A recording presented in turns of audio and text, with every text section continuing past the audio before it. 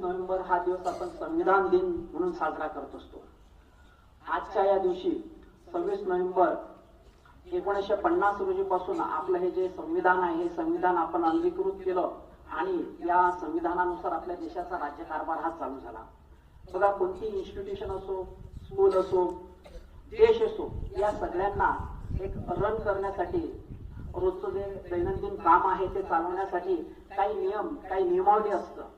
त्याचप्रमाणे देश चालवण्यासाठी सुद्धा काही नियमावली असते आणि ती नियमावली आपल्याला सुद्धा असावी असं जेव्हा आपल्या भारताचा स्वातंत्र्य लढा चालू होता त्यावेळेस आपले जे काही फ्रीडम फायटर्स होते त्यांना याची जाणीव झाली की आपला देश स्वतंत्र झाल्यानंतर आपला देश आपल्या मताप्रमाणे चालावा, आपल्या भारतीय लोकांच्या गरजेप्रमाणे चालावा। मग त्यासाठी आपल्याला सुद्धा आपली घटना असावी, कारण की आपल्यासाठी जे काही कायदे आहेत, मी 1947च्या आधीच बोलते, त्यावेळेस आपल्यासाठी जे कायदे होते ते ब्रिटिश बनवायचे आणि हे ब्रिटिश कुठे बनवायचे? त्यांच्या संसदेमध्ये, आणि ते जे कायदे आहेत ते रोज जे आहेत ते भारतीयांना इथे इम्प्लिमेंट करावे लागत होते। मग या ठिकाणी जे मानवेंद्रनाथ रॉय जे होते यांच्या डोक्यामध्ये कल्पना आली की एक घटना समिती असावी। आपल्या देशाचा जो काही राज्यकारभार चालवण्यासाठी जी संविधान किंवा घटना आपल्याला बनवायची आहे तर त्यासाठी एक समिती असावी। त्यासाठी त्यांनी मागणी, जे क्रिप्स मिशन आलं होतं 1942 मध्ये, त्या क्रिप्स मिशनच्या समोर त्यांनी ही मागणी मांडली होती आणि क्रिप्स मिशनने ही मागणी मांडली की ठीक आहे, तुम्ही तुमच्या देशासाठी घटना समितीची काय करा, स्थापना करा।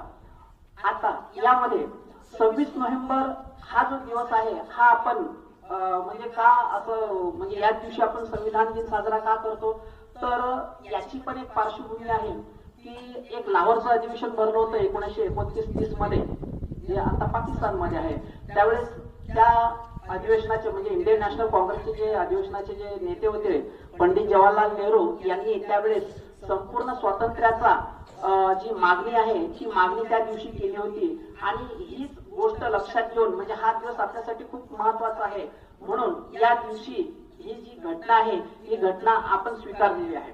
तर यामध्ये ही जी घटना आहे ही घटना तयार करण्यासाठी एक समिती जी बनवण्यात आली होती, त्या समितीचे जे अध्यक्ष होते, घटना समितीचे, ते डॉक्टर राजेंद्र प्रसाद होते। मसुदा समितीचे जे अध्यक्ष होते ते डॉक्टर बाबासाहेब आंबेडकर होते। त्यानंतर यामध्ये के.एम. मुन्शी होते, सरदार पटेल होते, राजेंद्र प्रसाद स्वतः अनेक समित्यांचे ते या ठिकाणी सदस्य होते। तर 1946 मध्ये हे जे कॅबिनेट मिशन होते, ह्या कॅबिनेट मिशनने परवानगी दिली आणि त्यानुसार या घटना समितीचं काम सुरू झालं होतं।